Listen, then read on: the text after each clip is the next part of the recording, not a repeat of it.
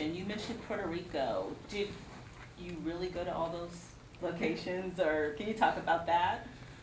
No, well, the interesting thing is the movie is actually, relatively cheap for this kind of film. The budget was actually very tight, and the trick from the beginning was to try and find a way to facilitate all the scenes in the screenplay and all the locations, but do that only in one place. So the studio sent me to different locations to try and see if I could make the movie happen.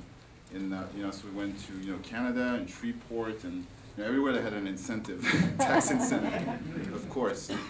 And the last location was actually, we were trying to go to Miami, to Florida, but the incentive was all tapped out there. So they sent me to Puerto Rico, and I was actually kind of apprehensive because I thought my perception of Puerto Rico was that it was a very small Caribbean island. I had never really been there, and I was a little, reluctant. But as soon as I got there, the film commissioner took me around, and I was really surprised. The island has a huge infrastructure and very diverse set of looks. Basically recreate this whole movie there. Wow. And because the island is relatively small, you could go to all these locations within 20 minutes, 30 minutes.